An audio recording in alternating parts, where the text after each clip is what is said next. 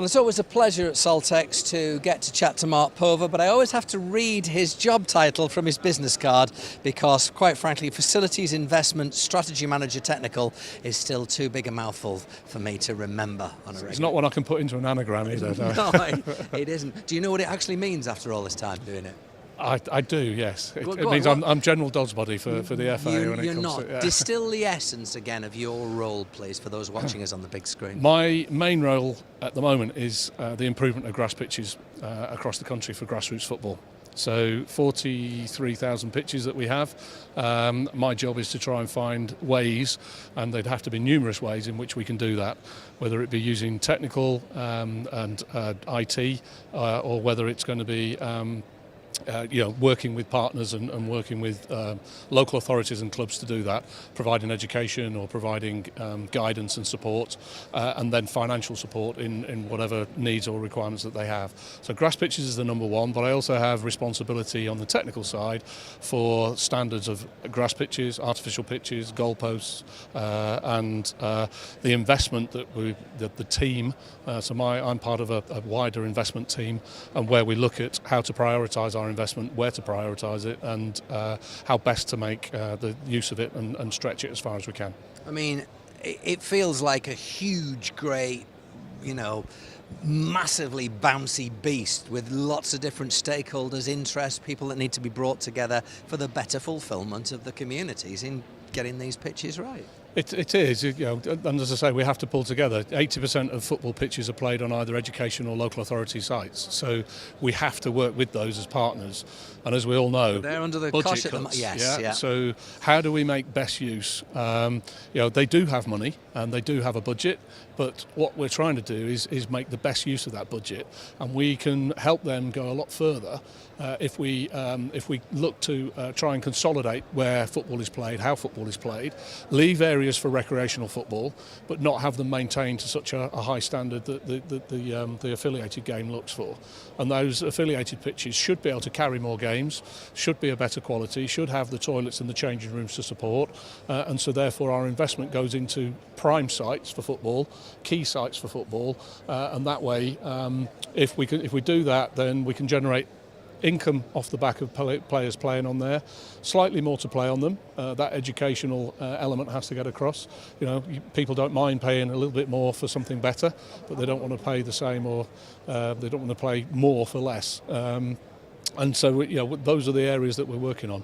So, added investment and making sure that we keep to a certain standard, and everybody knows what that standard is, because at the moment it will be one standard in Norfolk as opposed to one standard in Newcastle or in Birmingham. Yeah.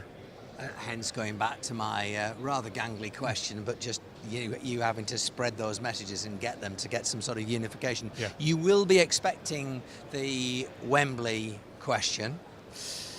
I mean, furrowed brows, disappointment amongst the FA top brass, clearly that something that they wanted has not gone through.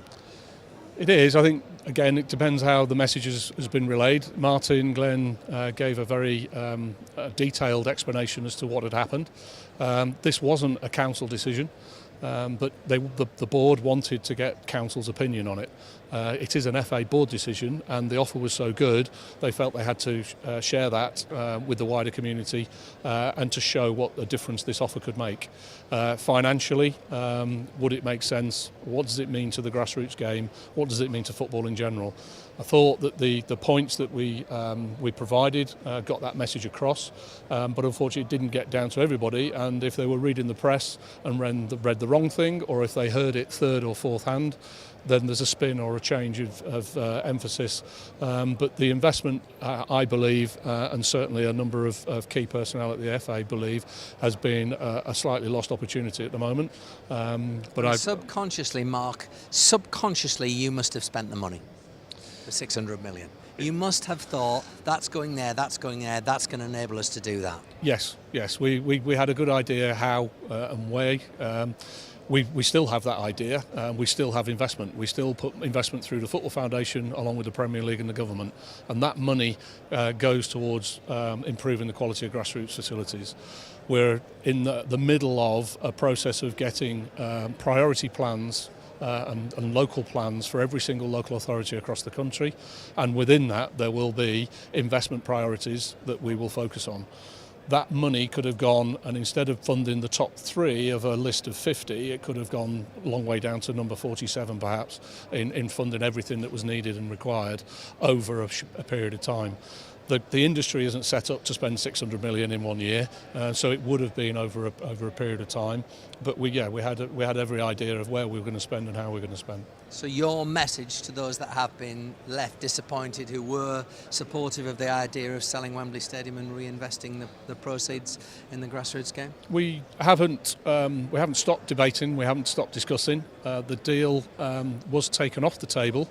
But he's quite happy for us to come back if we feel that the time is right. This is Shahid Khan, obviously the owner of the Jacksonville and if Jaguars. the time is right and we feel as if we're in a better position, then we can go back.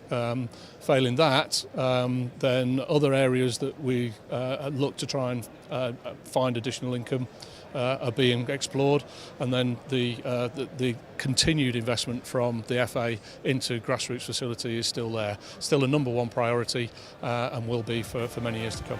Always a pleasure. Look forward to seeing how many more words get added to your job title by this time next year.